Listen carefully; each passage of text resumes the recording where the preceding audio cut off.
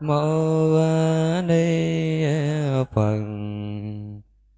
Nam mô Bổn Sư Thích Ca Mâu Ni Phật. Nam mô Bổn Sư Thích Ca Mâu Ni Phật. Nam mô Bổn Sư Thích Ca Mâu Ni Phật. Kính thưa toàn thể quý doanh nhân Phật tử hiện đang theo dõi chương trình Chất Lượng Cuộc Sống tại nhà hàng chay Mandala 110 Sương Nguyệt Ánh, thành phố Hồ Chí Minh. Kính thưa quý vị, Đức Phật mặc dù đã nhập diệt cách đây hơn 25 thế kỷ, nhưng giáo pháp của Ngài như là một cơn mưa lành trang trải khắp nơi trên thế giới. Lời dạy của Ngài luôn phù hợp với mọi không gian và thời gian. Kính thưa quý vị, trên thế giới, đất nước Hungary là một đất nước đẹp. Phật giáo là một trong 4 tôn giáo lớn tại đất nước này. Hôm nay, ban tổ chức nhà hàng chay Mandala xin trân trọng giới thiệu một vị khách mời đến từ đất nước Hungary xinh đẹp. Ban tổ chức xin giới thiệu cô ZSUZSA.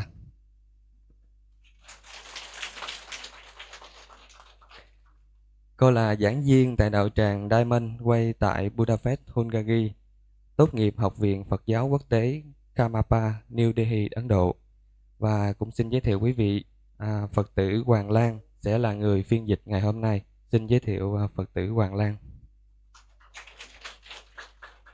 Kính thưa quý vị, cô ZSUZSA bắt đầu giảng dạy Phật Pháp từ 12 năm trước và là một vị thầy được Lama Ole chỉ định để đi hoằng Pháp trên toàn thế giới từ năm 2007. Khi cô không đi hoằng Pháp ở các nơi trên thế giới, cô sống và phụng sự tại đạo tràng Budapest. Cô đã dành mọi nỗ lực của mình để đưa các thông tin về Phật Pháp tới với mọi người một cách dễ dàng và dễ hiểu nhất. Cô được biết tới và yêu mến vì phong cách chan hòa và vui vẻ của mình. Và Việt Nam chúng ta là điểm dừng chân đầu tiên của cô trong chuyến hoằng Pháp tại châu Á lần này. Đến với đất nước Việt Nam chúng ta, cô sẽ chia sẻ với chủ đề góc nhìn của Kim Cương Thừa về thiền tập trong đời sống hàng ngày. Xin quý vị cùng lắng tâm thanh tịnh để theo dõi chương trình và một tràng pháo tay nữa để cùng đón cô. So, good afternoon everybody. Xin kính chào tất cả quý vị ạ. It's a pleasure for me to be here. Tôi cảm thấy rất là hạnh phúc được có mặt ở đây ngày hôm nay. And this situation is immediately showing, how creative our mind is. Cái môi trường mà chúng ta đang ở đây ngày hôm nay nó đã thể hiện rất là rõ ràng là cái tâm của chúng ta phong phú như thế nào. And then we can do much more than we can ever imagine. Và chúng ta có thể làm nhiều hơn là những gì mà chúng ta có thể nghĩ ra. Because, like many years ago, I would never imagine that one day I will be sitting here with you. Bởi vì nhiều năm trước thì thật là tôi không thể nào tưởng tượng được là tôi có thể ở đây ngày hôm nay và nói chuyện với quý vị. And would give, this great possibility to share, Diamond Way Buddhism. Và tôi cũng không thể tưởng tượng được là tôi có được một cái cơ hội để có thể chia sẻ cái góc nhìn của Kim Cương Thừa với quý vị. So actually it means that, the reason why we are not enjoying our life because of the lack of imagination. Thành ra tôi nghĩ là chúng ta đã ít có cái cơ hội để có thể tận hưởng cuộc sống của mình, bởi vì chúng ta không thể hình dung ra hết được những cái khả năng mà mình có thể làm. And actually my teacher is Lama Olenidal, a Danish Lama. Và thầy của tôi là Lạt Ma Olenidan. Whose teacher was the 16th Karmapa from Tibet. Và thầy của thầy tôi là Đức Karmapa thứ 16 đến từ Tây Tạng. And the reason why I introduce him to you because probably I will have some quote. Cái lý do mà tôi giới thiệu với quý vị vị thầy của mình là bởi vì tôi sẽ có một vài những cái câu dẫn chứng những lời nói của thầy tôi. And immediately the first one. Và cái câu đầu tiên là it would be such a pity that due to the lack of imagination or of our laziness. Và thật là đáng thương là bởi vì chúng ta không có cái khả năng có thể tưởng tượng, hoặc là bởi vì sự lười biếng của chúng ta. We could not experience the rich potential of our mind. Thành ra chúng ta không thể nào trải nghiệm được cái sự phong phú của tâm của mình. So what is lack of imagination? Và như thế nào là thiếu tưởng tượng, thiếu trí tưởng tượng? You know, we think, oh, I was born in Vietnam, I have no friends, no money. This is the lack of imagination. Ví dụ như là tôi sinh ra ở Việt Nam, tôi không có nhiều bạn bè và tôi cũng không có nhiều tiền. You know, and this image, it's immediately showing that we always identify with our ideas and feelings. Đấy là một trong những cái mà mặc nhiên là chúng ta kết nối bản thân mình với cả những cái ý tưởng trong đầu của mình. And it becomes a habit. Và cái này là một cái thói quen của chúng ta. I'm so poor, I have no friends, I'm so poor, you know, it becomes like a mantra. Đôi khi chính những cái suy nghĩ, tôi rất là nghèo chẳng hạn, thì cái câu đấy nó trở thành cái câu thần chú của chúng ta. And the more we repeat this, the more it becomes real. Nếu chúng ta mà càng lặp đi lặp lại cái tư tưởng này trong đầu mình, hoặc là nói ra những cái lời này, thì cái lời nói và cái tư tưởng đó nó càng trở thành hiện thực. And I tell you a simple life situation. Và tôi xin chia sẻ với quý vị một cái tình huống đơn giản trong đời sống. Because Buddha was only teaching about life situation. Bởi vì thật ra Đức Phật thì chỉ luôn giảng dạy cho chúng ta về những cái hoàn cảnh thực tế trong đời sống. I would even make it clearer. Tôi thậm chí có thể làm cho nó trở nên rõ ràng hơn. He was teaching about the present moment. Ngài dạy về cái thời khắc hiện tại. How to experience, you know, how to experience or how to make the best out of the present moment. Ngài dạy về cái trải nghiệm hoặc là cái cách làm thế nào để có thể tận dụng tối đa cái khoảng thời khắc hiện tại của chúng ta. Because what else? Bởi vì ngoài ra thì còn cái gì khác nữa đâu. Right? If we want to be happy, when do we want to be happy? Bởi vì nếu mà chúng ta muốn hạnh phúc thì khi nào chúng ta muốn cái hạnh phúc đó? Yesterday? Hôm qua? Tomorrow? Ngày mai? Or? Hay là? How do you say present moment in Vietnamese? Thì quý vị nói cái khoảnh khắc Because when I'm translating it's already in Vietnamese. So. How do you say that? Thời khắc hiện tại. I think I will practice it a little bit later. Quý vị có cái cụm từ nào ngắn hơn không ạ? Right? Bây giờ, now, bây giờ. Beidong. Okay, so we will talk about, Buddha was teaching about Beidong, okay? Vâng, Đức Phật dạy cho chúng ta về bây giờ. Right? And so, you know that there were three people talking. Có 3 người mà chúng ta đang nói về. And two people were telling they have no money, they have no possibility to travel. Có 2 người là 2 người đó không có tiền và cũng không có khả năng đi du lịch. You know, and the third person was saying, look, I can travel, I have money. Và người thứ 3 thì nói rằng, hãy coi này, tôi có tiền và tôi có khả năng đi du lịch. So the two people were strengthening each other's truths. Và 2 cái người đầu tiên khi mà nói chuyện trao đổi với nhau như vậy là không có tiền và không có thể đi đâu đó được, thì 2 người đó là đang củng cố lên cái thực tế đó của họ. Just because they are two, it is not more true. Nhưng mà bởi vì đó chỉ có 2 thôi thì thành ra cái này nó không thể gọi là sự thật được. Instead of looking the one who was clearly managing how to do it. Và chúng ta nên nhìn vào cái người mà đang tìm cách để biến cái điều đó thành hiện thực, biết cách làm cho điều đó thành hiện thực. And we are always looking for people who are thinking similarly to us. Chúng ta luôn đi tìm những người nào mà có cái suy nghĩ tư tưởng gần giống với chúng ta. But today this is a clearly different situation. We have totally different cultural backgrounds, yeah? Nhưng mà ngày hôm nay là một cái ví dụ cụ thể là chúng ta đến từ những cái nền văn hóa khác nhau. And just because there are more, it is not true. It doesn't mean it's true. Nhưng mà không phải là bởi vì có nhiều người hơn mà cái đó nó trở thành sự thật. And then actually if you look at this situation closer, nếu mà chúng ta xem xét cái tình huống đó một cách gần hơn, what we are seeing in the life situation, what we are seeing in a situation, it is our limited life experience. Thật ra thì những cái gì mà chúng ta nhìn thấy ở trong một cái hoàn cảnh cụ thể nào đó, nó chỉ phản ánh được cái kinh nghiệm của chúng ta trong cái trường hợp đó mà thôi. It is the result of our logic. Nó là cái kết quả của những cái suy nghĩ logic của chúng ta. And our logic sounds, I'm right, I know how life is. Cái suy nghĩ logic đó nó thể hiện rằng là chúng ta đúng và chúng ta biết cái cuộc sống này nó vận hành như thế nào. But if we are not happy, nhưng mà how can we be right? Nhưng mà chúng ta không có hạnh phúc, vậy thì làm sao mà chúng ta có thể đúng được? So this logic, which we think it's me, it is my truth. Vậy thì cái nếp suy nghĩ đó là đấy là tôi và đây là sự thật của tôi. I'm sorry to tell you, but exactly this logic is the cause of our unhappiness. Tôi phải nói thành thực với quý vị là chính cái suy nghĩ logic đó chính là cái nguồn gốc gây nên sự bất hạnh của chúng ta. We follow it like a religion. Cái cách mà chúng ta cứ đi theo cái suy nghĩ đó của mình, đó chính là giống như là một tôn giáo vậy. You know, and then we are wondering that our life is very boring. Và sau đó thì chúng ta suy nghĩ sao cuộc đời của chúng ta nó buồn chán, nó nhàm chán quá. Not so many possibilities. Không có nhiều cơ hội. You know, so actually this logic what we identify with Thật ra thì những cái suy nghĩ logic mà chúng ta xác định chung với nó đó is in Buddhism called cause and effect karma. thì trong Phật giáo gọi đó chính là nghiệp, là luật nhân quả.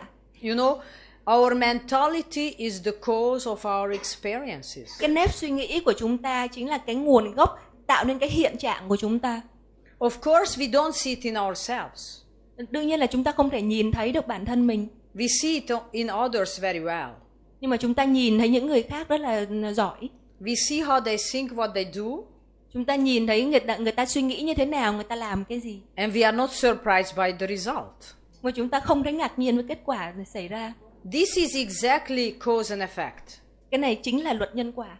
So this is an incredible freedom. Thật ra thì có một cái niềm hạnh phúc rất là lớn lao. The question what to change. Câu hỏi chính là làm thế nào để thay đổi cái gì đây? Chúng ta thay đổi điều gì đây? Change the world. Thay đổi thế giới. Change others. Thay đổi người khác. We tried very much. Chúng ta đã cố gắng rất nhiều đúng không nào? It is so tiring, they don't want to change. Yeah? Chúng ta cảm thấy mệt mỏi là người khác không có muốn thay đổi, thế giới không muốn thay đổi. So let's use another key. Thành ra chúng ta nên thay cái phương pháp, sử dụng cái chìa khóa khác. Let's change our mind. Thành ra chúng ta thử thay đổi tâm của mình xem sao. And this freedom we always have. Đấy là cái tự do mà chúng ta luôn luôn có được. I always say what we see in a situation, it is our opinions and monsters.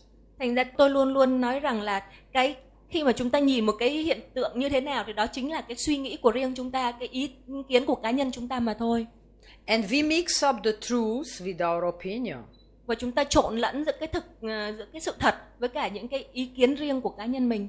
And the moment we believe our opinion, và cái khoảnh khắc mà chúng ta tin vào cái ý kiến của cá nhân mình đó, and clearly this situation is not good or bad, thì chúng ta có thể thấy rõ ràng là thật ra cái tình huống đó nó không tốt và nó cũng không xấu. We are the boss. Và chúng ta chính là cái người quản lý. We make a decision.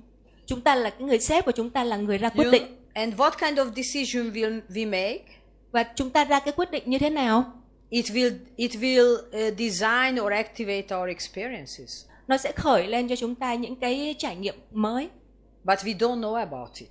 Mà chúng ta không biết về điều này. You know, and then, you know, our opinion becomes like a prison. Và chính cái ý kiến cá nhân của chúng ta đó nó trở thành cái nhà tù. You know, we are sitting in the prison of our own opinion and waiting for somebody or something from the outside to open this prison. Và chúng ta ngồi ngay trong cái nhà tù đó của mình và chờ đợi có một người nào đó đến từ bên ngoài và mở cửa cái nhà tù này cho chúng ta. You know, and then, you know, we forget that the key for our experiences is always in our mind.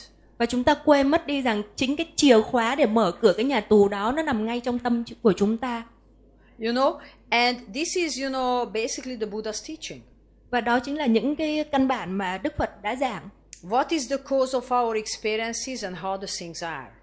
Cái nguồn gốc của những trải nghiệm của chúng ta đó là chính là cái cách mà chúng ta nhìn sự vật. Of course, we don't have the habit to look for the cause of our experiences in our mind. Đương nhiên là chúng ta không có cái thói quen là đi tìm cái nguồn gốc của những trải nghiệm của chúng ta ngay trong tâm mình. But whether we sit in a good or a bad company, it's always our decision right now also. Nếu mà bên cạnh của chúng ta là một người tốt hay một người xấu, cái đấy hoàn toàn là cái ý kiến cá nhân của chúng ta. You know, so please make a good decision right now, okay? Vâng, bây giờ quý vị hãy ra một cái quyết định tốt. Because actually we are only harvesting the result of our silly decisions. Bởi vì chúng ta chỉ luôn gặt hái những cái kết quả của những cái hạt giống từ những cái quyết định của mình mà thôi. So, you know, the reason why actually we are unhappy. Vậy quý vị có biết cái lý do tại sao chúng ta không hạnh phúc không?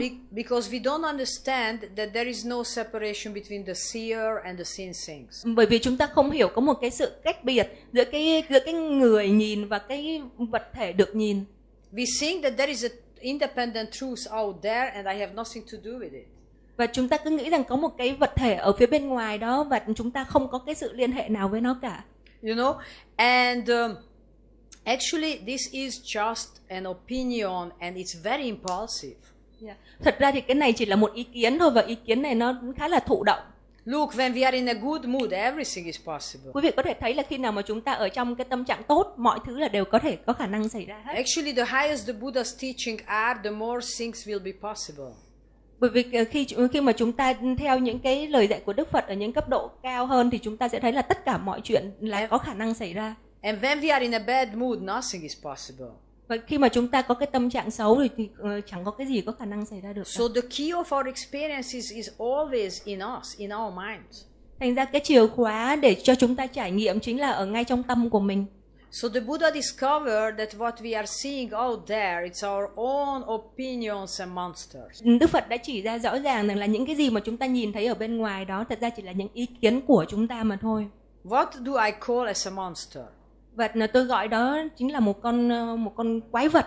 What we are afraid of. Tại sao tôi lại gọi như thế? Cái gì là cái mà chúng ta sợ? And that's also very individual. Và cái này nó tùy thuộc vào trải nghiệm của mỗi cá nhân. It's a self-created fear. Những cái nỗi lo sợ đó là toàn là do tự chúng ta tạo nên thôi. For example, if we have one bad experience in a situation, ví dụ như là khi chúng ta trải nghiệm một cái kinh nghiệm xấu trong một trường hợp nào đó. Very simple thing. If I had, for example, a bad Vietnamese food, I did not. Ví dụ như tôi ăn một cái món ăn Việt Nam không có tốt, đương nhiên là cái này không có đúng, món ăn nào đối với tôi cũng ngon cả. I really did not. You know, I should say another nationality, yeah? Có lẽ tôi nên lấy một cái đất nước khác. You know, then when I come to a place and they have the same food there. Và khi mà tôi đến một cái nhà hàng và nó có cùng cái thức ăn đó, I say, oh no, I will never want to eat Vietnamese food. Bởi vì tôi đã có cái kinh nghiệm ngày trước là món đó không có ngon, thì tôi bảo là không, tôi sẽ không bao giờ ăn cái món Việt Nam này nữa. So we have a lot of experiences, but we don't translate them right. Như vậy, đó là một ví dụ là chúng ta có rất là nhiều kinh nghiệm nhưng mà chúng ta đã không truyền tải những cái kinh nghiệm đó đúng. And instead of, you know, being freer and happier, which we should be, thay vì chúng ta cố gắng để trở nên tự do hơn và hạnh phúc hơn, mà chúng ta nên như thế, we have more and more limited life experience. Thì chúng ta lại giới hạn bản thân mình lại trong những cái kinh nghiệm mà chúng ta đã trải qua. Just because that Vietnamese food was not good there, chỉ bởi vì một cái lý do là tôi đã từng trải nghiệm một cái món ăn Việt Nam không tốt trong quá khứ, it doesn't mean that this Vietnamese food is not good. Điều đó không có nghĩa rằng cái món ăn Việt Nam trước mặt tôi ngay vào lúc này đây không phải là một món ngon. You know, I use this example so you are more touched by this example, yeah? Tôi lấy cái ví dụ này để cho tất cả chúng ta đều cùng quan tâm đến nó. So then we take the Vietnamese food with us, the Hungarian food and so on, right? Và chúng ta lấy cái ví dụ về thức ăn Việt Nam này hoặc là thức ăn của Hungary cũng vậy. So we don't see what is there.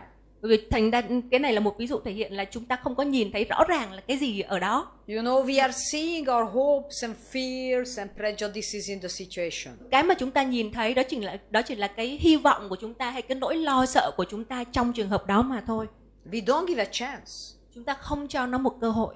And that's why we have no new life experiences. Đó chính là lý do mà tại sao chúng ta không có những cái trải nghiệm mới trong cuộc sống của mình. You know, things repeat and repeat again. Chúng ta biết rằng là mọi thứ trong cuộc sống thì nó cứ lặp đi lặp lại. For example, you know the reason why we don't remember each other's name? Quý vị có biết tại sao chúng ta không có nhớ tên của mỗi người không? Do you remember my name? Quý vị có nhớ tên của tôi không? So the reason, you know, because we have a very strong opinion about each other and we always remember that. Bởi vì chúng ta có những cái ý kiến rất là cụ thể về người khác và chúng ta luôn giữ những cái tư tưởng, những cái ý kiến đó của riêng mình. So we don't remember the name, but we remember our opinion. Thành ra chúng ta không nhớ tên mà chúng ta nhớ những cái ấn tượng đó của mình. And you know, we actually don't meet the person, we meet our opinion. Thành ra chúng ta không có gặp mà cái người đó thực tế mà chúng ta gặp cái ấn tượng cá nhân đó của mình. And this is the key, exactly what the Buddha discovered. Và đó chính là cái chìa khóa mà Đức Phật đã tìm ra. we are seeing our own ideals and emotions in the situation. It is not the truth. Trong mọi trường hợp là chúng ta chỉ nhìn thấy có cái suy nghĩ của mình, cái ý kiến, cái ấn tượng cá nhân của mình, cái tình cảm riêng tư của mình trong hoàn cảnh đó, chứ chúng ta không có nhìn thấy sự thật. So to give a chance, what is really there? Thành ra để có thể cho một cái cơ hội cho chúng ta nhìn thấy được cái gì thực sự là đang ở đây. How the things are. Thực tế nó là như thế nào. And where happiness is. Và hạnh phúc của chúng ta ở đâu. You know, the Buddha was giving a method called meditation. Và Đức Phật đưa ra một cái công cụ để cho chúng ta sử dụng, đó là thiền tập. So why to bring the bitterness of the last 15 years into this beautiful moment? Thành ra đâu có cái lý do gì để cho chúng ta mang một cái kinh nghiệm trong quá khứ, thậm chí từ 10 năm, 20 năm trước vào trong cái hiện tại của chúng ta ngày hôm nay. Yes, so you know, so first the Buddha was giving information, what is the cause of our experiences and how the things are. Đầu tiên là Đức Phật cho chúng ta biết đâu chính là cái nguồn gốc của những cái sự trải nghiệm của chúng ta về cái thực tế của sự vật. But now we start to see what takes our happiness away, it's our own opinions. Thành ra bây giờ chúng ta đã biết được rằng cái lý do chính mà chúng ta không có được hạnh phúc, đó chính là những cái ấn tượng cá nhân của mình. Great news. Đây là một thông tin mới. You know, we can see the things in many different ways. Mà có nghĩa là khi mà chúng ta có thể nhìn cùng một cái sự vật hiện tượng dưới nhiều góc cạnh khác nhau. But why to see it in a way which makes us unhappy? Thành ra tại sao chúng ta lại nhìn nó dưới cái góc cạnh làm cho chúng ta không hạnh phúc? This is one point, yeah? Cái này là một điểm. So we always have a choice. Thành ra có nghĩa là chúng ta luôn luôn có cơ hội lựa chọn. But to access this choice, nhưng mà để có thể tiếp cận được những cái cơ hội này, and not only sometimes, không phải là chỉ thỉnh thoảng. Because sometimes we manage, you know, to be the boss. Bởi vì đôi khi chúng ta cũng có thể cố gắng để trở thành cái người sếp của cái cảm xúc của mình. But to all the time, mà để luôn luôn có được, to be professional, để có thể là trở thành chuyên nghiệp, we have to meditate. Chúng ta cần phải thiền tập. That is the method. Đó chính là phương pháp. So, you know, what about happiness, what we are looking for? Thật ra thì hạnh phúc là cái gì mà chúng ta đi tìm kiếm? You know, the Buddha discovered, you know, that what we are looking for is in our mind. Đức Phật đã phát hiện ra rằng là những cái gì mà chúng ta tìm kiếm thật ra nó ở ngay trong tâm của mình. Sometimes we are happy and we don't know why. Đôi khi chúng ta cảm thấy rất là hạnh phúc mà chúng ta không biết lý do tại sao. We are looking for the cause of our happiness. Thì chúng ta đi tìm cái nguồn gốc của cái niềm hạnh phúc này. Is it the weather, the food, the money? Cái đấy có thể là do thời tiết, do thức ăn ngon, hoặc là do chúng ta có nhiều tiền. And the moment we look for the cause of our happiness, we lose it. Ngay cái khoảng thời khắc mà chúng ta đi tìm cái nguồn gốc của cái niềm hạnh phúc của chúng ta đánh mất hạnh phúc. Because for us it's so unusual a joy without a cause. Bởi vì chúng ta không có tin, chúng ta không có cái khái niệm rằng là thật ra thì cái niềm hạnh phúc nó không có cái nguồn gốc nào cả. You know, to be happy just like that. Thì nếu mà chúng ta muốn hạnh phúc thì chúng ta cứ hạnh phúc thôi, chỉ như thế. For no reason. Không cần một lý do nào hết. So sometimes we experience it. Thành ra đôi khi chúng ta trải nghiệm được điều này. And this is exactly shows that the happiness we are looking for, it's always in us. Khi đó thì chúng ta hiểu được rằng là thật ra cái niềm hạnh phúc mà chúng ta luôn luôn tìm kiếm đó nó ở ngay trong tâm mình. It's also here in this very moment is also in us. Thành ra ngay ở cái thời khắc này đây, ngay ở cái khoảnh khắc này, cái niềm hạnh phúc đó cũng đang ở ngay trong chúng ta. And the only thing which steals our happiness, cái lý do duy nhất mà nó đánh cắp mất cái niềm hạnh phúc của chúng ta, the way how we see the present situation, đó chính là cái cách mà chúng ta nhìn cái thực trạng hiện tại. We actually have only experiences according what we have in our mind. Chúng ta luôn có những cái trải nghiệm riêng của mình tùy thuộc vào những cái gì mà chúng ta có trong tâm. Possibilities, idealism, những cái khả năng, những cái tư tưởng, or fear and stress. Hoặc là những nỗi lo sợ, hoặc là những cái stress, áp lực. You know, and actually when we are afraid or we are stressed, đương nhiên là khi chúng ta lo sợ một điều gì đó thì chúng ta bị áp lực. You know, then, you know, it is because, you know, we don't see any possibilities. Trong trường hợp này thì chúng ta không nhìn thấy những cái khả năng. But, you know, when we are stressed, our action is clumsy and the result is confusion. Thì khi mà chúng ta bị áp lực thì cái kết quả đưa đến nó rất là phức tạp, bối rối. And when the stress is gone, và khi mà chúng ta không còn bị áp lực nữa, we have 20 different ideas what we could have done. Thì chúng ta có rất là nhiều 20 những cái Chúng ta nghĩ ra được tới rất là nhiều những cách khác nhau về những gì mà chúng ta có thể đã làm. 20 brilliant ideas. Những tư tưởng rất là mới, rất là sáng suốt. But it's already another moment.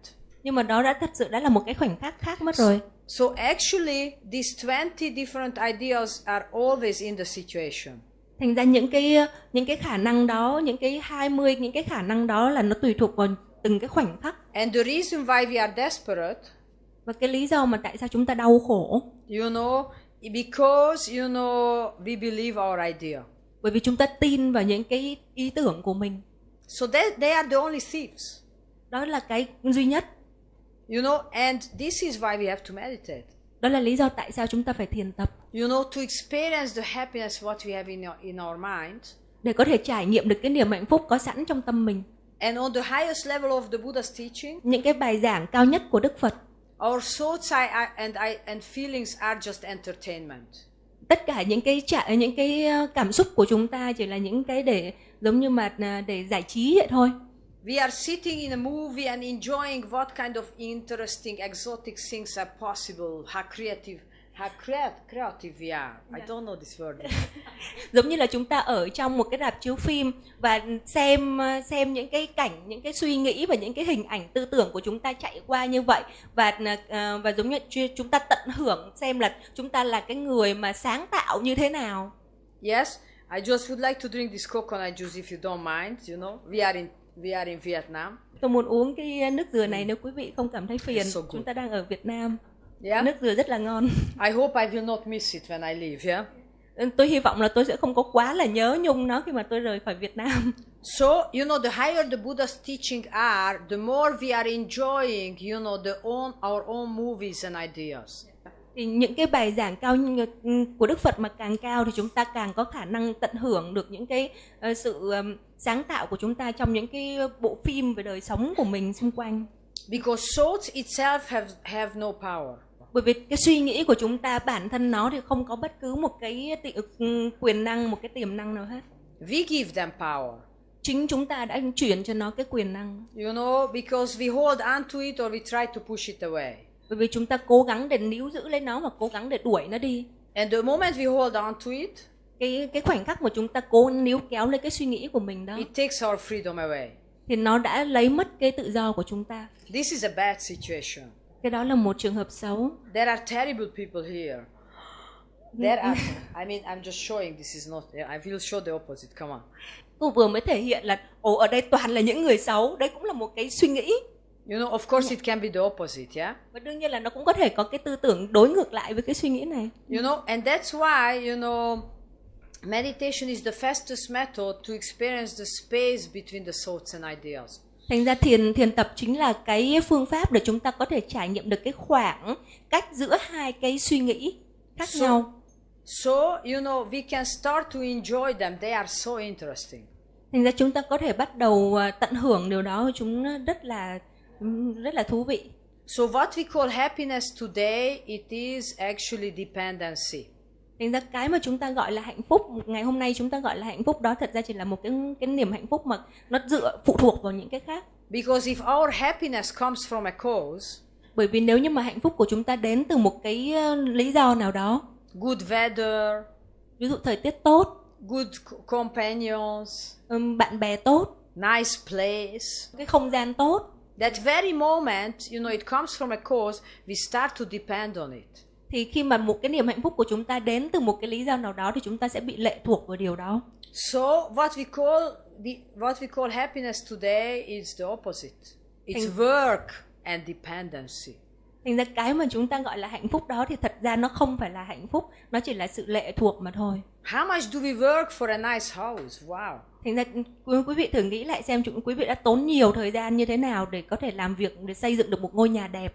You know, so or you know what I also discovered that we have a very funny calendar. Tôi cũng vừa mới phát hiện ra là chúng ta có một cái chương trình. We always decide when we will be happy and then when we will be unhappy. Tôi cũng mới phát hiện ra chúng ta có một cái chương trình sẵn ở trong đầu mình là lúc nào thì chúng ta có hạnh phúc và lúc nào chúng ta không hạnh phúc. For example, when we go to work, you know, maybe it's 10 hours of unhappiness, yeah? Thì ví dụ như là khi chúng ta đi làm việc khoảng 10 tiếng đồng hồ chẳng hạn. So when we decide to be unhappy, we are professionals. Thành ra nếu chúng ta quyết định rằng là khoảng 10 tiếng đồng hồ đấy chúng ta không hạnh phúc, chắc chắn chúng ta rất là chuyên nghiệp trong việc đó, chúng ta sẽ không hạnh phúc. You know, and we are doing it very well. Chúng ta làm điều này rất là tốt. We manage to be unhappy 10 hours. Chúng ta có thể xoay sở để cho chúng ta không có hạnh phúc trong suốt 10 tiếng lao động đó. Or, but when we decide to be happy, và khi mà chúng ta quyết định trở nên hạnh phúc, it doesn't work. Thì chúng ta lại không làm được. Because we don't have the habit to look for the happiness where it is. Bởi vì chúng ta không có cái thói quen đi tìm kiếm hạnh phúc ở cái nơi mà nó có hạnh phúc. It's in our mind. Ở ngay trong tâm của mình. The moment we relax from our own ideas, expectations, hopes. Cái khoảnh khắc mà chúng ta từ bỏ tất cả những cái hy vọng, tất cả những cái mong ước của chúng ta, rồi chúng ta có thể thư giãn. We can enjoy every situation. Chúng ta có thể tận hưởng mọi tình huống. So the Buddha was giving information. Đức Phật đưa ra cho chúng ta rất là nhiều thông tin. You know, he was a very independent mind. Đức Phật có một cái tâm rất là không có phụ thuộc, and độc lập. He wanted to make everybody independent. Ngài muốn tất cả mọi người đều có độc lập. You know, and so he said, don't believe just because the Buddha says it. Thành ra người nói rằng là đừng có tin vào những cái gì mà chỉ bởi vì đó là do Đức Phật nói. Go and check it out yourself. Hãy tự kiểm tra lấy, quý vị hãy tự kiểm tra lấy. And be your own guiding light. Tự trở thành cái người hướng dẫn cho bản thân mình. So clearly Buddhism is for independent thinkers. Thành ra Phật pháp là chỉ dành cho những người nào mà có suy nghĩ độc lập. You know, if you cannot check something out, you have to believe.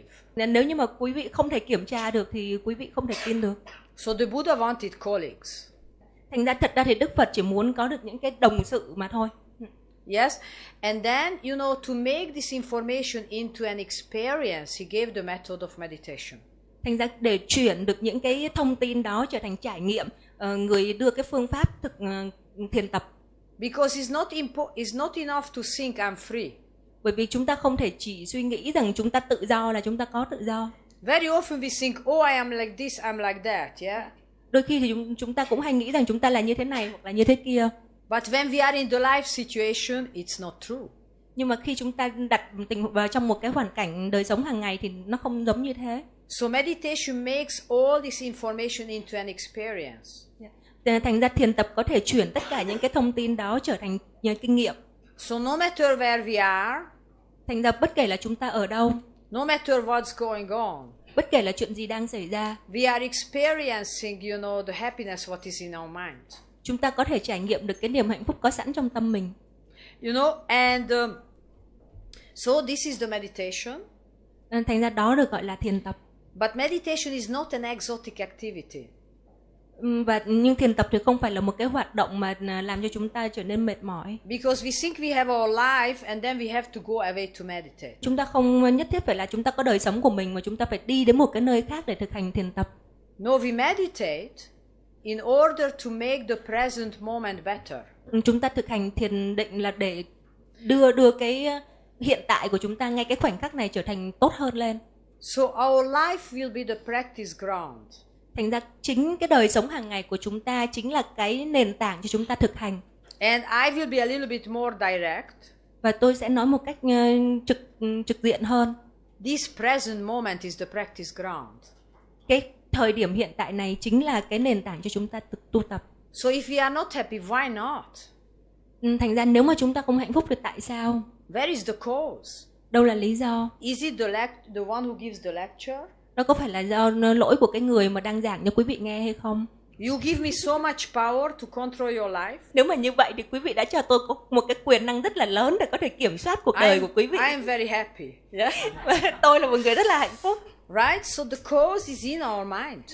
Và thật ra thì cái nguồn gốc của hạnh phúc nó chính là ở trong tâm của chúng ta. And I want to tell you, even I have been practicing, let's say, like 23 years. Tôi đã thực hành 23 năm rồi. Which sounds like a lot. Cái này nghe thì có vẻ là nhiều đấy. But you know, it's still not automatic for me to look for the cause of my experience in my mind. Nhưng mà đối với tôi thì nó vẫn chưa phải là một cái hành động tự nhiên là tôi có thể đi tìm được cái nguồn gốc của niềm vui ngay trong tâm của tôi. That's why we have to take the meditation into the life. Đó là lý do tại sao chúng ta phải đưa cái thiền tập vào trong cái hoạt động hàng ngày của mình.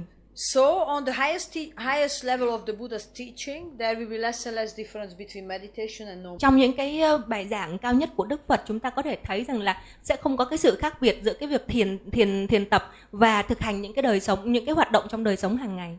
We have our body, speech and mind. Chúng ta có thân, khẩu và ý của mình. First our body arrives. Đầu tiên là cái thân của chúng ta đến trước. Then we start to talk. Sau đó chúng ta bắt đầu nói. But our mind is still somewhere else. Nhưng mà tâm của chúng ta thì vẫn còn ở đâu đó, nơi khác. It's still busy what happened 10 minutes ago. Nó vẫn còn suy nghĩ về cái gì đang xảy ra 10 phút trước. 1 hour ago. 1 tiếng trước. Or if we don't meditate, we can be busy and unhappy about something happened 10 years ago. Và nếu chúng ta không thiền tập thì có thể chúng ta vẫn còn bận rộn với những cái, chúng ta vẫn còn cảm thấy không hạnh phúc với những gì diễn ra 10 năm trước. So when we are acting something in the situation, thì ra khi mà chúng ta trở nên tích cực với cả những cái hiện tại của chúng ta, you know, our action has nothing to do with the present moment. Thành ra chúng ta có thể thấy là những cái hành động đó của chúng ta nó không có liên can gì đối với cái hiện tại này We cả. are not working with totality. Có nghĩa là chúng ta đã không hoạt động với tất cả những cái gì năng lực mà chúng ta có. Because we are not here. Bởi vì chúng ta không có mặt ở đây. And this is the same thing that when we are stressed, we see no possibilities. Đó cũng chính là lý do tại sao khi chúng ta bị áp lực, chúng ta không nhìn thấy những cái khả năng có thể xảy ra. And when we are relaxed, we have all these 20 brilliant ideas. Và khi mà chúng ta có thể nghỉ ngơi một chút thì chúng ta có thể thấy được nhiều những cái cơ hội đang mở cửa chào đón mình. So that's why, you know, we have the formal meditation. Đó chính là lý do tại sao chúng ta có những cái bài thiền tập mà chính thống. And in the life situation, và trong cả những cái đời sống hàng ngày, we experience every moment full of unlimited rich potential. Chúng ta trải nghiệm tất cả những cái giây phút khoảnh khắc giống như là những cái cơ hội vô biên và không có giới hạn. It is always there. Tất cả nó luôn luôn có ở đó. But we don't see it. Chỉ có chúng ta là không nhìn thấy mà thôi. So I give you a very simple reference point for life situation. Tôi cho quý vị một cái ví dụ rất là đơn giản. If we are not happy, nếu mà chúng ta không có hạnh phúc, we are not right. Thì có nghĩa là chúng ta đã không đúng. And the only thing which takes our happiness away, và chỉ có một lý do duy nhất khiến cho chúng ta không hạnh phúc, is the coconut juice. No, it's chính là cái ly nước dừa của tôi. You know, the only thing which takes our happiness away, it's our own logic. Cái lý do duy nhất mà đã lấy đi cái niềm hạnh phúc của chúng ta chính là cái suy nghĩ logic của chúng ta. So throw it away. Thành ra chúng ta phải quăng cái suy nghĩ logic này đi. Of course it's not easy, it's not 1, 2, 3. Nhưng mà điều này thì nó không có đơn giản, không phải là đến 1, 2, 3 cái là xong. We decide something and we cannot do it. Chúng ta quyết định làm một cái điều gì đó nhưng mà chúng ta lại không làm được điều này. And that's why there is the meditation between the information and keeping the level of meditation. Đó chính là lý do tại sao chúng ta phải thiền định dựa vào những cái nguồn thông tin mà chúng ta có và đồng thời giữ những cái kinh nghiệm mà chúng ta trải nghiệm trong cái quá trình thiền định đó trong đời sống hàng ngày của mình. Keeping the level of meditation called life, it's our action. Giữ được những cái kinh nghiệm thiền định đó trong đời sống hàng ngày được gọi là sống. You know, for example, you know, we start to understand that we are the boss of the situation. Thì khi đó chúng ta sẽ hiểu được rằng chúng ta chính là cái vị sếp của tất cả những cái hoàn cảnh xảy ra trong đời sống hàng ngày. You know, so we decide, you know, instead of expecting others to make us happy. Thì khi đó chúng ta sẽ thay vì chúng ta mong ước là người khác sẽ mang lại hạnh phúc cho mình, we discover that, you know, we will come as a rich person. Thì chúng ta phát hiện ra rằng chúng ta có thể đến giống như là một cái người rất là giàu có. And we will make them happy. Và chúng ta có thể mang lại hạnh phúc cho người khác. You know, this view itself is very liberating view. Cái cách suy nghĩ này chính là một trong những cái cách suy nghĩ có thể giải thoát cho chúng ta rất là nhiều. You know, because if we expect happiness from others, we are like a beggar. Bởi vì nếu mà chúng ta mong muốn nhận được cái hạnh phúc của chúng ta từ người khác, chúng ta giống như là kẻ đi ăn xin vậy. You know, sometimes it happens, but most of the times the bowl is empty. Thành ra chúng ta đôi khi thì sẽ có ai đó bỏ cái gì đó vào trong cái chén đi xin của mình, nhưng mà đa phần thì người ta sẽ không cho chúng ta cái gì cả. So the higher the Buddha's teaching are, the more we discover our power and possibilities. Đối với những cái bài giảng cao cấp của Đức Phật thì chúng ta phát hiện ra được những cái tiềm năng to lớn ở ngay trong con người của chúng ta. I would like to tell you, if we discover our power to make others happy, nếu mà chúng ta phát hiện ra được những cái tiềm năng trong chúng ta để có thể mang lại hạnh phúc cho người khác, I tell you, we would not want to do anything else. thì tôi có thể nói chắc chắn với quý vị một điều là quý vị sẽ không còn muốn làm điều gì khác nữa. It is so wonderful. Vì chính cái này không thôi đã là quá tuyệt vời rồi. But now we think we are nobody, not important. Nhưng mà bây giờ chúng ta đang cảm thấy chúng ta không là ai cả, chúng ta không có gì quan trọng cả. But still the center of the universe. Nhưng mà chúng ta vẫn là cái rốn của vũ trụ. Right? Difficult ideas we have, right? Chúng ta có thể nhìn thấy được bây giờ cái suy nghĩ của chúng ta như thế nào rồi đó.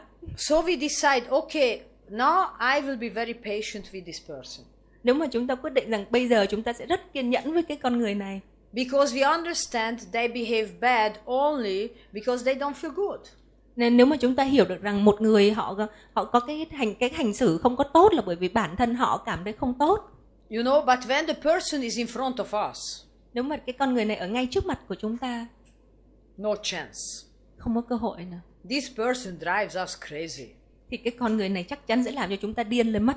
So we decided to do something. Thành ra chúng ta quyết định làm một điều gì đó.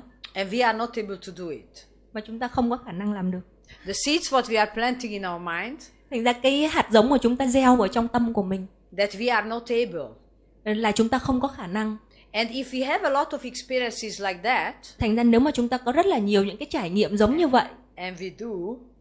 Và chúng ta có đấy. Then we lose the trust in the power of our mind. Thì chúng ta đánh mất đi cái niềm tin vào cái quyền năng của cái tâm của mình. And we will feel that we have less and less possibilities. Thì chúng ta sẽ cảm thấy chúng ta càng ngày càng có ít đi hơn nữa những cái cơ hội. You know, and then we will be jealous of others and so on who can do it. Thì chúng ta sẽ trở nên giống như là ghen tị với những người mà có thể làm cho người khác hạnh phúc. And that's why between the information and keeping the level of meditation, the action. Đó chính là lý do tại sao giữa cái lượng cái nguồn thông tin và duy trì được cái suy nghĩ thiền định trong đời sống. That is the meditation. Có một cái sự thiền tập. So when we decide to do something, we can do it. Để khi mà chúng ta quyết định làm một điều gì đó, chúng ta có thể làm được. You say 1, 2, 3. Khi chúng ta nói 1, 2, 3. Actually, it takes, but it takes quite a lot of formal meditation before you can just do like this, yeah? Đương nhiên là nó sẽ tốn rất là nhiều thời gian. Những cái bài thiền tập mà chính thống chúng ta sẽ phải thiền tập chính thống rất là nhiều trước khi mà chúng ta chỉ cần đếm 1, 2, 3 và điều đó xảy ra. But on Diamond Way, you know these two, the formal meditation and the informal meditation.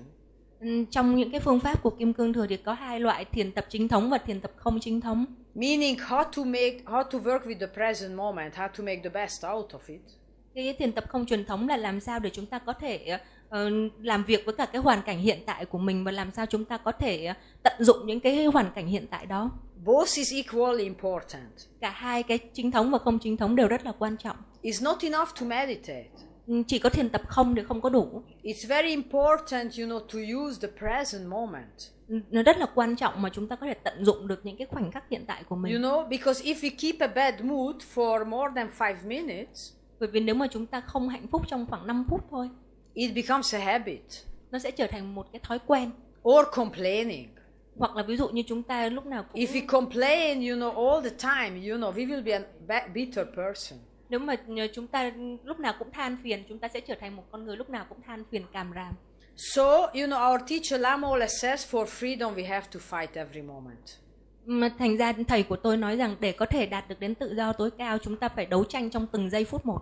So I say it like this, every moment we can be great or not so great. Thành ra tôi nói rằng tất cả mỗi khoảnh khắc đều có thể rất là tuyệt vời hoặc là không quá tuyệt vời. But if we were not great in the last moment, thành ra nếu như mà cái khoảnh khắc trước các bạn không cảm thấy tuyệt vời, that's already the past. Thì cái đó đã là quá khứ rồi. We can be great now. Chúng ta có thể cảm thấy tuyệt vời ngay giây phút này đây. And great means, working and benefiting others, yeah? Tuyệt vời chính là chúng ta có thể mang đến lợi ích cho tất cả người khác, cho những người khác. So to keep this fresh, rich mind. Để có thể giữ cho cái tâm phong phú của mình luôn tươi mới. That's why we have to work with the view.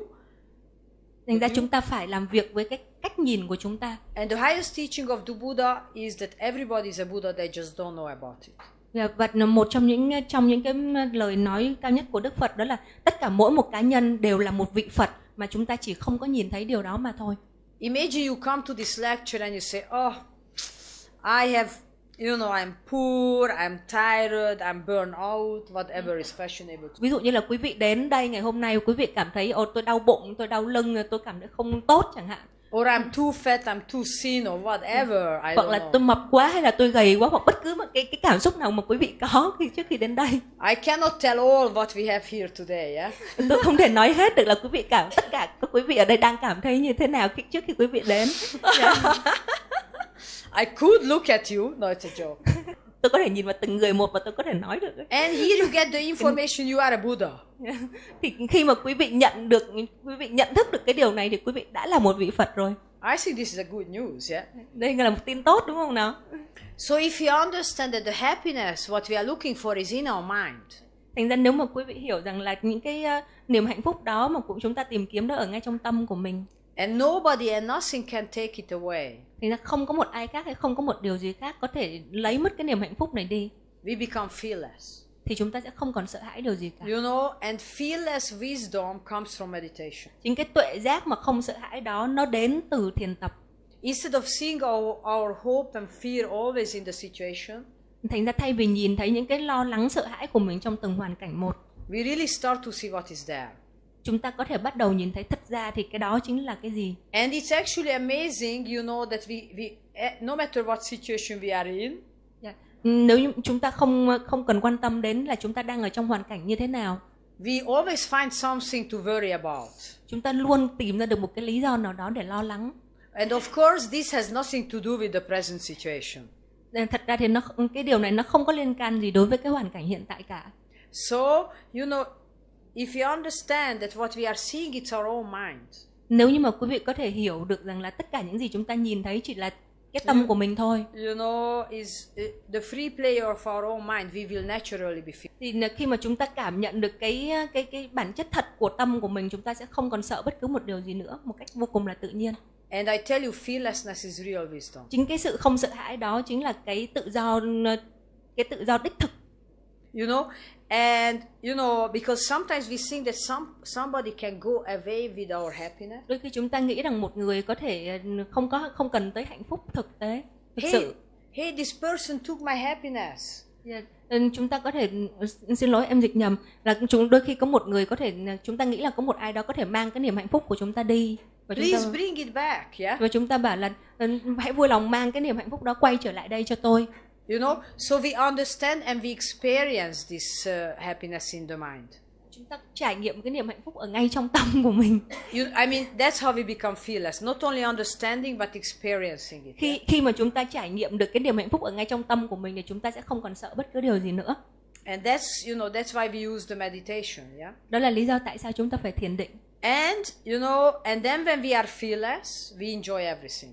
Và khi chúng ta không sợ hãi bất cứ điều gì thì chúng ta có thể tận hưởng mọi thứ. It's called the spontaneous joy. Cái này gọi là niềm hạnh phúc vô tận. Actually, the only thing which takes our happiness away, that we have a very fixed idea how it looks like. Lý do chính mà lấy mất cái niềm hạnh phúc của chúng ta đi là chúng ta có những cái định kiến là cái tình huống này nó phải xảy ra như thế nào. And I also want to say, we don't have the program to be happy now.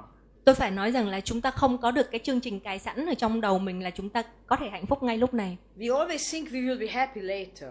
Chúng ta luôn nghĩ rằng chúng ta sẽ hạnh phúc sau này. Tomorrow? Ngày mai? 2 weeks later? 2 tuần tới? When we are finished all this big trouble, we will be happy. Chúng ta nghĩ rằng là khi nào mà chúng ta giải quyết được những cái khó khăn hiện tại của chúng ta sẽ hạnh phúc. Right? Then it means we decide to be unhappy until then. Điều này có nghĩa là chúng ta quyết định chúng ta sẽ không có hạnh phúc cho đến ngày hôm đó đó. What kind of decisions are we making? Thế thì cái này là cái quyết định như thế nào mà quý vị đã làm như vậy? Actually, it's nobody ever decides I will be happy now. Chúng ta thử xem có ai quyết định rằng là chúng ta sẽ hạnh phúc ngay lúc này và ngay bây giờ không? But when else? When? Nếu không thì là khi nào? I forgot this word. How do you say? Bây giờ. Bây giờ. Dạ. My Vietnamese, is my Vietnamese good enough? I'm not sure. Tôi hy vọng không biết là tiếng Việt của tôi có tốt không, quý vị có hiểu không? Yes. So, you know, so it means that, you know, this, you know, to enjoy the present moment, we just, you know, have to be relaxed and work and accept the present moment. Thành ra để có thể tận hưởng được cái giây phút hiện tại, chúng ta có thể thiền tập và chúng ta chấp nhận cái hiện tại như nó là như thế. If we are already here, nếu mà chúng ta đã ở đây, might as well make the best out of it. Thì tại sao không tận dụng cái cơ hội này? Right? And so, you know, when we are fearless, we will enjoy everything. Và khi chúng ta không sợ hãi, chúng ta có thể tận hưởng mọi thứ. And there is a third quality. Và có một cái phẩm chất thứ ba. And it is called unlimited active compassion. Cái đó gọi là vô lượng bồ đề tâm, đúng không ạ? Yeah. Yes. That's a Buddhist term. I'm looking for it. Yeah, okay. Not it can be a street term. Important people understand it, yeah? So, it is still delicious, it's amazing. Cái nước dừa của tôi vẫn rất là ngon, thật là tuyệt vời. You know, because our feelings change so quickly. Bởi vì quý vị cũng biết đấy, cái cảm xúc của chúng ta nó thay đổi liên tục đấy. Yeah, but I am still enjoying it. How is it possible, yeah? Nhưng mà cho tới tận giây phút này tôi vẫn rất là tận hưởng cái ly nước dừa của mình, điều này thật là tuyệt. So this active compassion, it has no reference point. Cái tâm từ bi không giới hạn. You know, because we have a very interesting idea about compassion.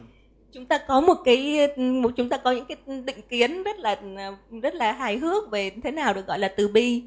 We think if somebody is crying, we have to feel sorry for the person. Nếu như mà chúng ta thấy một người khóc thì chúng ta phải cảm thấy giống như là thương hại cho người đó vậy. This is not compassion. Cái đấy không gọi là từ bi. This compassion appears, you know, that we understand that everybody wants to be happy, they just don't know how. Cái tâm từ bi thật ra là chúng ta phải hiểu rằng tất cả mọi người đều mong muốn có hạnh phúc, nhưng mà họ không biết làm sao để đạt được. So basically people go up and down all the time. Trong cuộc sống của chúng ta thì chúng ta đi lên và đi xuống, có những lúc lên và xuống luôn như vậy. Because they don't know what they are looking for, it's in their own mind. Bởi vì họ không biết rằng là những gì mà họ đang tìm kiếm thật ra là ở ngay trong tâm của họ. So compassion is how to make the people independent and experience the great power what they always have. Thành ra từ bi chính là làm sao để cho mọi người trở nên độc lập và có thể trải nghiệm được những cái phẩm chất mà có sẵn ngay trong tâm của họ. But you know, we can only benefit others when we are happy ourselves. Nhưng mà thật ra chúng ta chỉ có thể mang lại hạnh phúc cho người khác khi mà bản thân của chúng ta có hạnh phúc thôi. If we are unhappy, we need help. Nếu mà chúng ta không hạnh phúc, chúng ta thật sự cần giúp đỡ. 1, 2, 3, yeah? 1, 2, 3. It looks like we have to work a little bit more. Có vẻ là chúng ta cần phải thực hành với tâm mình nhiều hơn để chỉ cần đến 3 là được hạnh phúc. Actually, compassion is power. Thật ra thì tâm từ bi chính là nó có cái quyền năng của nó. Because there is one difficulty in Buddhism. Có một cái sự khó khăn ở trong Phật giáo. It's not enough to talk about it. You have to. Cái điều khó khăn nhất của Phật giáo đó chính là chúng ta nói về nó không đủ, chúng ta phải tự thực hành nó, phải trải nghiệm nó. So we have to be an example. Chúng ta phải trở thành một ví dụ. So for example, if I want to show you fearlessness. Thành ra ví dụ như tôi muốn chỉ cho quý vị thấy thế nào là không sợ hãi. And please don't test me, okay? Vui lòng đừng có thử tôi nha. You know, you can test my teacher. Quý vị có thể thử thầy của tôi.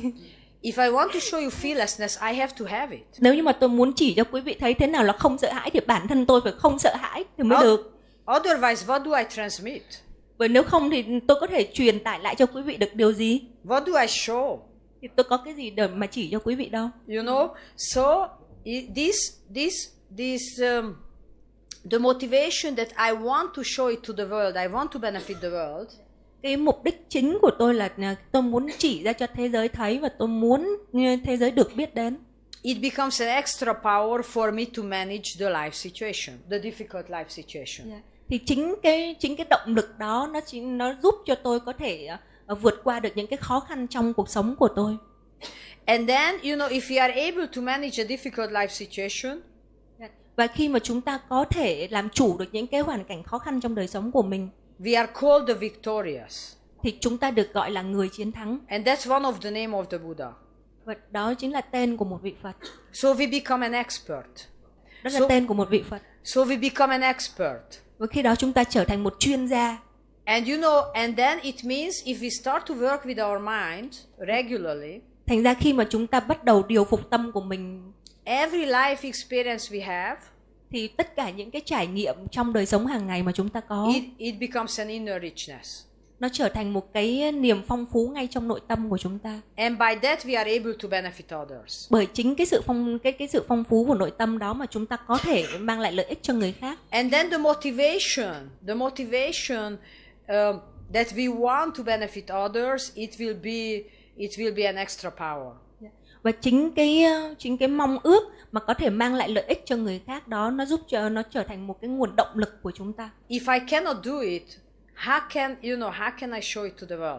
Nếu mà bản thân tôi không làm được điều đó thì làm sao tôi có thể chứng minh được điều đó với thế giới? So it feels like everybody is supporting us. Nên nó tạo ra cái cảm giác là tất cả như thế thì tất cả mọi người đều hỗ trợ cho chúng ta. And I actually don't know what is your personal hero. Tôi không biết rằng đối với từng cá nhân quý vị sẽ chọn ai làm vị anh hùng của mình. I was afraid to make a cultural mistake, so I don't say any names, yeah? Và tôi cũng không có muốn phạm một cái lỗi nào ở đây về văn hóa, thành ra tôi sẽ không đưa ra bất cứ một cái tên nào cả. But the difference between your hero and yourself, or my hero and myself, và cái sự khác biệt giữa vị anh hùng của chúng ta và bản thân của chúng ta is the question how much we trust the power of our mind. Chỉ là cái câu hỏi là chúng ta đã chuyển hóa được bao nhiêu những cái quyền lực của cái tâm của mình. Every great thing started with one idealist. Tất cả những cái điều vĩ đại nhất đều bắt đầu từ một điểm. They saw possibilities and they were willing to do everything for it. Là cái người đó họ nhìn thấy cái khả năng và họ làm tất cả những cái gì để chuyển cái khả năng đó thành hiện thực. The Buddha was like this. Đức Phật cũng như vậy. And we all have this potential in our mind without exception. Và tất cả chúng ta đều có được cái khả năng đó, cái tiềm năng đó ở trong đầu của mình. You know, so we are not our thoughts and ideas. Thành ra chúng ta không phải chỉ là những tư tưởng hoặc là những cái suy nghĩ của mình. The nature of our mind is space.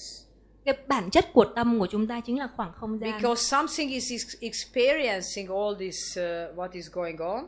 Bởi vì có một cái gì đó nó đang trải nghiệm những gì đang diễn ra đây. It's a radiant consciousness. Nó tỏa ra những cái ý thức. But our mind works like an eye. Và cái tâm của chúng ta nó hoạt động giống như là con mắt. It sees everything outside but it doesn't see itself. Là nó có thể nhìn thấy tất cả mọi thứ ở bên ngoài nhưng lại không có thể nhìn thấy được bản thân nó. You know, and then our true qualities is fearless wisdom. Và cái phẩm chất thực của chúng ta chính là cái tuệ giác, không có niềm sợ hãi. Spontaneous joy. Là cái niềm hạnh phúc liên tục. And active or unlimited compassion. Và cái tâm từ bi không giới hạn. And it's in everybody. Tất cả những cái phẩm chất này ở trong mỗi một con người đều có. You know, now we go up and down because we identify with our thoughts and ideas. Mà chúng ta có những khoảng đi lên và đi xuống trong cuộc đời mình là bởi vì chúng ta xem mình chính là những cái tình cảm, những cái tư tưởng mà chúng ta đang có. I'm the best, I'm the worst. Là chúng ta là người tốt nhất, chúng ta là người xấu nhất. And something between, yeah? Hoặc là một cái gì đó ở giữa. You know, so on Diamond Way we give energy only to this potential what we have in our mind. Trong Kim Cương Thừa thì chúng ta chỉ tập trung vào những cái tiềm năng có sẵn trong tâm của chúng ta. Actually, we always have a choice. Là chúng ta luôn luôn có một cái cơ hội lựa chọn. When we come into a space, everybody sees something totally different in the space. Và khi mà chúng ta cùng trải nghiệm cái khoảng không gian xung quanh đây thì mỗi một cá nhân đều có những cái ý kiến riêng của mình về những cái gì chúng ta đang trải nghiệm này. Depends what type we are. Tùy thuộc vào cái việc chúng ta là ai. We are idealists, we see wonderful people. Nếu mà chúng ta là những cái người chúng ta có thể nhìn những cái người xung quanh chúng ta rất là tốt, ai cũng là người tốt. We are the opposite. Nếu mà chúng ta không phải là, chúng ta cũng có thể là những cái người ngược lại. We see some dirt in the floor. Chúng ta sẽ nhìn thấy ví dụ như là sàn nhà thì có cát bụi chẳng hạn. You know, so it means that according what we see, we have our experiences. Thành ra tùy thuộc vào những cái gì chúng ta nhìn thấy mà chúng ta có những trải nghiệm khác nhau. And when we see wonderful people, thành ra khi mà chúng ta nhìn thấy những người tốt, it becomes a habit. Thì nó sẽ trở thành một thói quen. You know, and then, you know, our life will be more and more full of possibilities. Khi mà cái đã trở thành một thói quen rồi thì cái cuộc sống của chúng ta sẽ càng ngày càng có nhiều những cơ hội được mở ra hơn. And the opposite, I think you already know. The opposite. Và đối với những người mà có cái suy nghĩ ngược lại thì chắc quý vị cũng đã biết rồi. Also, how our teacher says when we meet a person, Cũng là cái cách mà thầy của tôi đã nói khi mà chúng ta gặp một người nào đó who has a kilo of gold and kilo of dirt in the hand, what would you like to share with the person? Nếu mà người đó có 1 kg vàng với 1 kg đất đá ở trong hai bàn tay của mình thì chúng ta muốn chia sẻ với người đó như thế nào? Because what we decide to share, it will be our life. Bởi vì khi chúng ta quyết định chia sẻ cái gì với người khác thì đó chính là cái cuộc đời của chúng ta. What we are seeing out there is our own mind. Thành ra tất cả những cái gì chúng ta nhìn thấy ở bên ngoài chỉ là cái tâm của chúng ta mà thôi. So the information on Diamond Way, everybody is a Buddha, they just don't know about it. Tư tưởng chính của Kim Cương Thừa đó là mỗi một cá nhân đều là một vị Phật, chỉ là họ không nhìn thấy điều đó mà thôi. You know, the moment when we are spontaneous and effortless, that very few moment, Thành ra trong những cái khoảnh khắc mà chúng ta không có một cái sự cố gắng nào, when we forget to hope and fear and we are relaxed, we are centered, khi mà chúng ta từ bỏ mọi cái nỗi sợ hãi hoặc mọi cái sự hy vọng của chúng ta, từ bỏ cái ý định rằng chúng ta là cái rốn của vũ trụ đi, everything is wisdom. thì chúng ta có được cái tuệ giác tối cao. We don't have to worry about it. Thì chúng ta không cần phải lo lắng. You know, only when we feel funny or strange or whatever it is, you know, we lose all this. Nhưng khi mà chúng ta bắt đầu cảm thấy lo lắng về một điều gì đó, chúng ta cảm thấy mình buồn cười chẳng hạn, thì đó là cái khoảnh khắc đó là cái khoảnh khắc chúng ta đánh mất đi cái tự do của mình. Also, when I give, for example, lectures, Ví dụ như là khi tôi giảng chẳng hạn, I think everybody who comes to a Buddhist lecture, they already have a great openness in their mind. khi mà tôi giảng cho bất cứ ai đến đối với một cái bài giảng của tôi thì tôi nghĩ là người đó đã có được những cái tiềm năng, đã cởi mở được những cái tiềm năng trong tâm của mình. And there is one more point. Và có một cái điểm nữa, It's not that it's this seed in their mind, but they do something about it. đó không phải là họ chỉ có một cái hạt giống tốt ở trong tâm của họ, mà thật ra là họ đã có những cái hành động thiết thực để biến điều đó thành sự thật. So I always give lectures in the way that I think everybody who is here, they already worked with their mind and they have some understanding about life. I don't have to work very much. Thành ra cái tư tưởng của tôi khi nói chuyện với quý vị đó là tôi tin tưởng rằng quý vị đã có cái hạt giống tốt của Đức Phật ở trong tâm rồi, và quý vị đã bắt đầu có những cái hành động thiết thực để chuyển hóa cái tâm đó của mình rồi. Đó không phải việc của tôi mà là của quý vị. You know, so this view, it's my view. Đó chính là cái cách nhìn của tôi về quý vị. It's very relaxing. Đó là một cách nhìn rất là thoải mái. It would be terrible if I would think that you know nothing and you know whatever. Yeah. Cái tình huống nó sẽ trở nên xấu nếu mà tôi nghĩ rằng quý vị không có biết gì hết, quý vị đến đây để tìm hiểu. This is one point. Cái này cũng là một cách nhìn. And the other point is, you know, it is the openness to my teacher. Và cái thứ hai nữa chính là cái sự cởi mở của tôi dành cho thầy của mình. He gave me so much trust. Là thầy của tôi rất là tin tưởng vào tôi. You know, to send me around in the world. Để có thể cho tôi đi khắp các nơi trên thế giới. You know that I am totally relaxed. Thành ra tôi cảm thấy rất là thoải mái. Because the openness to the teacher, it means that, you know, I start to trust that the information that we are really Buddha. Khi mà tôi cảm thấy thoải mái như vậy thì có nghĩa là tôi đã đặt cái niềm tin vào cái cách nhìn của thầy tôi rằng tôi cũng là một vị Phật. And when you are open and relaxed in yourself, you are a Buddha. Và thật ra khi mà chúng ta cảm thấy cởi mở và chúng ta cảm thấy thoải mái thì chúng ta thật sự đã trở thành một vị Phật ở ngay thời khắc đó. But it's very few moments of our life. Nhưng mà những cái thời khắc đó thì rất là ít trong cái cuộc đời của mình. Statistically speaking, is nothing. Nếu mà thống kê lại thì nó chẳng là cái gì cả so với mấy chục năm sống đó. And that's why, you know, on Diamond Way we keep this information, but it has to be an experience. Thành ra trong Kim Cương Thừa thì chúng ta giữ cái thông tin đó lại, nhưng mà chúng ta vẫn phải có những cái sự trải nghiệm đi kèm. And that's why we are using the Diamond Way meditation. Đó là lý do tại sao chúng ta có những cái bài thiền tập theo phương pháp của Kim Cương Thừa. When we are meditating on a Buddha form or the teacher's form, đó là khi mà chúng ta thiền tập dựa vào những cái hình tướng của Đức Phật hoặc là hình tướng của thầy mình. To look into the real mirror. Để chúng ta có thể nhìn thẳng vào cái tấm gương thực thụ. Today, you know, when we look into the mirror, ngày hôm nay khi mà chúng ta nhìn vào gương, in the mirror we always see how we feel about ourselves. Khi mà chúng ta nhìn vào gương như vậy thì chúng ta chỉ có thể nhìn thấy những cái gì mà chúng ta cảm nhận về bản thân mình thôi. So it's totally useless to look into the mirror. Thật ra cũng chẳng có tác dụng gì khi mà chúng ta nhìn vào gương cả. In the world we see how we feel about ourselves. Ngay trong thế giới này chúng ta cũng đã có thể nhìn thấy chúng ta cảm thấy như thế nào về mình. Full of possibilities. Có đầy những cái khả năng. We feel inspired. Chúng ta cảm thấy được truyền thêm sức lực. Or we see no possibilities. Hoặc là chúng ta chẳng nhìn thấy một cái tiềm năng nào. And we agreed that this is only the lack of imagination. Và chúng ta đều đồng ý với nhau rằng cái này chỉ là cái việc là chúng ta thiếu trí tưởng tượng thôi. You know, and this meditation we take into life. Kinh nghiệm thiền định này chúng ta đưa vào trong đời sống hàng ngày. You know, we don't want that our life becomes just a boring everyday life.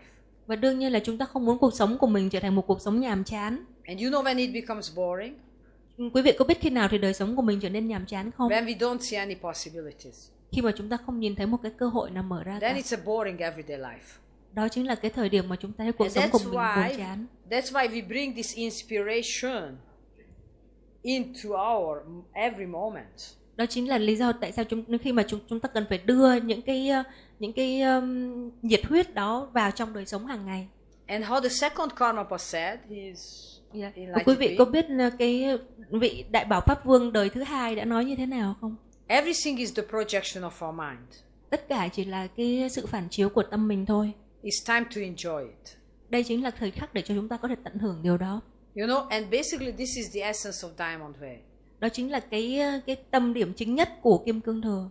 Whether we like something or we hate something, we are the boss. Bất kể là chúng ta thích một điều gì hay chúng ta ghét một điều gì, chúng ta chính là sếp. And actually the more we start to enjoy things, the more power we have, the more naturally we benefit others. Chúng ta càng tận hưởng cái cuộc sống này bao nhiêu thì chúng ta càng có quyền năng hơn bấy nhiêu. And the more we are able to benefit others. Và chúng ta càng có thể mang lại được nhiều lợi ích cho người khác. So the result is fearless, joyful, compassionate people. Thành ra cái kết quả cuối cùng mà chúng ta đạt được chính là những người mà lúc nào cũng cảm thấy hạnh phúc và đầy tiềm năng, đầy quyền năng và có thể mang lại lợi ích cho tất cả mọi người. And what does the world need? Và thế giới này cần cái gì? Exactly this. Cần chính những cái người như vậy đó. I think I will finish the lecture. Và tôi nghĩ là tôi xin kết thúc bài giảng của mình. Because I see that you might be busy. I'm not sure what is on Saturday evening, afternoon. Tôi cũng nghĩ là quý vị cũng có thể bận rộn. Tôi không biết là quý vị có cái.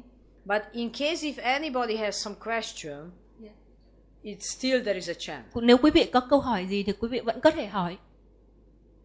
Hồi nãy cô có giảng là thiền, nói đến thiền định trong Kim Cương Thừa đó, thì phải nói đến cái trải nghiệm của kinh nghiệm thiền tập là mới biết được là nó như thế nào, không có diễn tả bằng lời hết được. Tuy vậy hồi lúc đầu vô thì cô lại nói là cái kinh nghiệm sống của mình á, thì đôi khi mình đừng có tin vào nó, bởi vì ví dụ như chúng ta đang đau khổ và chúng ta giữ cái niềm đau khổ đó trong lòng hoài và chúng ta hủy hoại từng cái khoảnh khắc trong cái đời sống của mình, thì như vậy có cái gì đó nó mâu thuẫn với nhau giữa cái chuyện đó không? Very good question. Wow. Đây là một câu hỏi rất là hay ạ. Yes. Thank you. Okay. Actually, you know, every experiences we have and it doesn't last, forget it. Nhưng những cái kinh nghiệm mà chúng ta có nó không có tồn tại lâu, chúng ta có thể quên cái điều đó đi.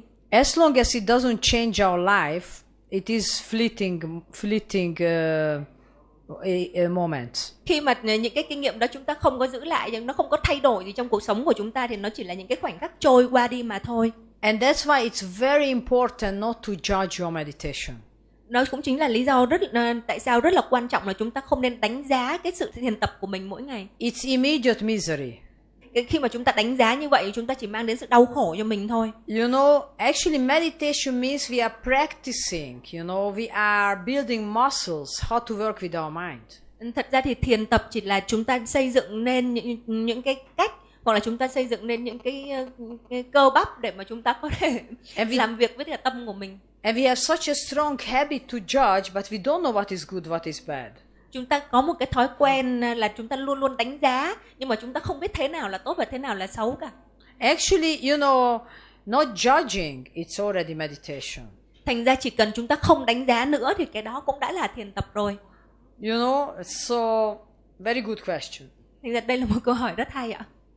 Mình muốn hỏi cô Sansa là ở trong cuộc sống hàng ngày của chúng ta rất là bận rộn, rất là ồn ào ở thành thị như thành phố Hồ Chí Minh đây. Chúng ta vừa làm việc có nhiều áp lực và căng thẳng trong công việc, cũng như là sau khi mình làm việc xong mình về nhà cũng rất là nhiều việc để phải làm. Như vậy thì cái nơi nào là nơi thiền tập tốt nhất? Ở nhà hay là đến chùa hay là lên núi? Cảm ơn ạ. Thank you for the question. Xin cảm ơn anh về câu hỏi vừa rồi ạ. You have to applaud. You applaud every question. Be democratic, yeah. Yeah. So you know we are doing Diamond Way, and this particular group I represent, we are lay practitioner. Cái cách thiền tập của tôi hoặc là như của trường mà tôi theo đuổi đó là cái cách thiền tập của các vị cư sĩ. And you know our teacher is also a lay person. Và ngay cả vị thầy của tôi cũng là một người có đời sống bình thường, không phải là một người xuất gia.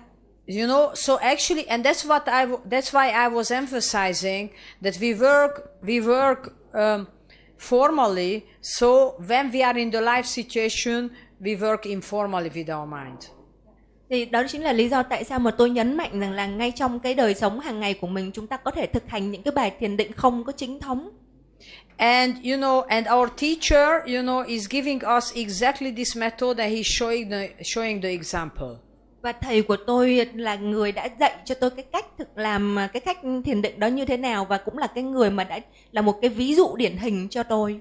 And you know, always Diamond Way actually is always you know, very much based on openness to the teacher. Và thật ra thì Kim Cương Thừa nó dựa trên một cái nền tảng, đó là cái sự cởi mở của mỗi một người đối với vị thầy của mình. So if you see this example that you can also do it and you trust it, you know, then you will also manage it. Thì khi mà chúng ta nhìn thấy một cái ví dụ điển hình ở đó và chúng ta nghĩ rằng chúng ta cũng có thể làm được như thế, và chúng ta cởi mở để thực hành và thực hiện những cái biện pháp để có thể đạt được đến cái mức độ đó, chúng ta sẽ trở nên cái người có cái giá trị phẩm chất đó. And the more you trust in it, the more you will be able to manage it. Và chúng ta càng tin tưởng vào thì chúng ta càng đạt được cái phẩm chất đó một cách nhanh chóng và trọn vẹn. And I want to tell you, you know, the attitude to benefit others is very important. Thành ra cái thái độ mà mang lại cái lòng từ bi mà mong muốn mang lại lợi ích cho tất cả mọi người là một điều vô cùng quan trọng. So for me, every life situation gives me a chance to do it. Thành ra đối với tôi là mỗi một cái hoàn cảnh, mỗi một cái việc đến với tôi trong đời sống hàng ngày chính là một cái cơ hội giúp cho tôi có thể thực hiện được cái lòng từ bi của mình. I mean, imagine yourself to come in a totally different culture. How would you feel? Thành ra ví dụ như nếu như mà xem là bây giờ anh đi đến một cái nền văn hóa hoàn toàn khác lạ và khác biệt, anh sẽ cảm thấy như thế nào? But I love it and I find it exciting. Nhưng mà tôi cảm thấy rất là thích thú và tôi cảm thấy yêu thích cái việc này. And you know, and when you can see that changing your attitude will bring different life experiences, it's very inspiring. Và khi mà chúng ta thay đổi cái thái độ của mình trong cuộc sống, nó sẽ giúp cho chúng ta có được những cái trải nghiệm khác hoàn toàn, và điều này vô cùng thú vị. And we have our Buddhist centers where we are, you know, where our center is based on friendship. Ở trong những cái trung tâm thiền định của chúng tôi thì những cái trung tâm này nó được xây dựng trên cái nền tảng là tình bạn bè, tình bằng hữu. And I tell you, to see the change, what kind of connection we had at the beginning and what we have now, it's unbelievable. Nếu như mà quý vị có được một cái cơ hội để xem coi cái sự thay đổi, cái mối quan hệ của chúng tôi đã thay đổi như thế nào ở cái giai đoạn đầu tiên và ngày hôm nay, thì điều đó thật sự là một cái điều không thể tưởng được. You know, first I saw all these people that they are just a group of practitioner. I was not very interested. Đầu tiên, cái cảm giác đầu tiên của tôi khi mà nhìn những cái người bạn bè đó trong trung tâm của mình là đấy chỉ là một nhóm người mà muốn thực hành về Phật pháp mà thôi, mà không có cái gì đáng quan tâm cả. And this deep friendship what we managed by working together, it shows that everything is possible. Và cái tình bằng hữu mà chúng tôi duy trì được trong suốt cả những cái quá trình mà làm việc và cống hiến chung với nhau đó, tôi phải nói rằng là đó là một điều vô cùng tuyệt vời. And you know, so it means that your life will be, is the question your view about your life. Thành ra cái này chỉ là cái câu hỏi về cái cách mà chúng ta nhìn cuộc đời của mình như thế nào. Our teacher says if you decide that you learn from everything, whether it's good or bad. Như thầy của tôi đã nói rằng nếu mà chúng ta quyết định rằng chúng ta sẽ học hỏi trong mọi tình huống, bất kể tình huống đó là tốt hay xấu. And then you always decide something great. Và chúng ta luôn quyết định về một điều gì đó tuyệt vời. Everything in your life will be an exciting challenge. Thì tất cả những cái điều gì diễn ra trong cuộc đời của chúng ta đều là những cái khoảnh khắc tuyệt vời cả. So first the people around us looks hopeless. Thành ra đầu tiên là chúng ta có thể thấy rằng những người ở xung quanh chúng ta là nhìn thấy không có tương lai gì. Because you don't see possibilities, you believe your opinion. Bởi vì chúng ta không nhìn thấy những cái khả năng và chúng ta tin tưởng vào những cái định kiến của mình. But with the diamond wave view, the same situation will be an exciting challenge. You are aware of your power. You are aware of the potential. Nhưng mà với những cái góc nhìn của kim cương thừa thì khi mà chúng ta hiểu được những cái tiềm năng sẵn có trong tâm của mình, chúng ta hiểu được những cái khả năng mà mình có thể làm được thì chúng ta nhìn thấy rất là Whether nhiều. you are at home, at the workplace is no difference. Thành ra bất kể là chúng ta ở nhà hay chúng ta ở nơi làm việc, không có một sự khác biệt nào cả. We have to understand cause and effect. Chúng ta phải hiểu luật nhân quả. You change your mind, you change your attitude, you will have totally different experiences. Thành ra khi mà chúng ta thay đổi những thái độ của mình, chúng ta thay đổi những cái suy nghĩ của mình, chúng ta sẽ có những trải nghiệm khác biệt hoàn toàn. How Einstein says, Giống như là Einstein đã because nói. we have a quote outside by Einstein. Ở dưới nhà đó chúng ta có một cái câu nói của Einstein. Stupid is the one who is always doing the same, hoping for a new result. Những cái người ngu ngốc á chính là những cái người mà làm cứ lặp đi lặp lại cùng một thứ và mong muốn có những kết quả khác nhau. Or he has a very good other quote which is also very good. Hoặc là Einstein cũng có nói một cái câu khác cũng rất là hay. You cannot solve a problem with the same mentality you created it with. Yeah. Thì chúng ta không thể giải quyết được một cái vấn đề nếu như mà chúng ta giữ chung một cái nền tảng tư tưởng của mình đã tạo nên cái vấn đề đó. And that's why I emphasized formal meditation and informal meditation. Đó là lý do tại sao tôi nhấn mạnh giữa cái việc mà thực hành chính thống, thiền định chính thống và những cái thực hành thiền định không chính thống. And when you see how much you can do, you will be very inspired. Nếu như mà quý vị có thể nhìn thấy được là mình có khả năng làm được nhiều như thế nào thì quý vị sẽ cảm thấy quý vị sẽ cảm thấy vô cùng là bất ngờ. And inspiration means that you have a lot of power, you don't need outer stimuli. Thật ra chúng ta không cần bất cứ một cái nguồn trợ giúp nào từ bên ngoài cả, bản thân của chúng ta đã có đầy đủ tất cả những cái năng lượng, những cái năng lực để thực hiện mọi việc. And that you can see it in your everyday life. It's amazing. Cái này là cái cách suy nghĩ mà chúng ta nên nhìn trong từng cái hoạt động đời sống hàng ngày của mình. Start now, check the boss. Nên hãy bắt đầu ngay từ bây giờ, hãy kiểm tra cái vị sếp của mình đó, tâm của mình á.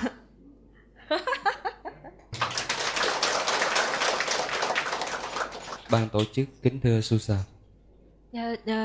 The organizers would like to say something. Ban tổ chức rất hoan hỷ khi ZSUZSA chọn Việt Nam là điểm dừng chân đầu tiên trong cuộc hoàn pháp tại châu Á. So we feel very happy and honored that you chose Vietnam as the first destination for your Asia tour.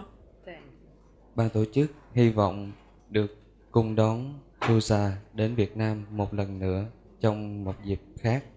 We would like to invite you to come to Vietnam in another chance when we have another chance. Xin cảm ơn ZSUZSA đã tạo cho tất cả mọi người hôm nay một trải nghiệm thật mới lạ. We would like to thank you that you have give people a chance to have a interesting experience, new experience. Kính chúc cô có một cuộc hoàn pháp tại các nước châu Á an lạc và thành công. I wish your Asia tour would be successful and peaceful. Để đáp lại tấm lòng của cô và thay cho lời cảm ơn, ban tổ chức có một món quà để gửi tặng đến cô. We would like to have a small gift to you.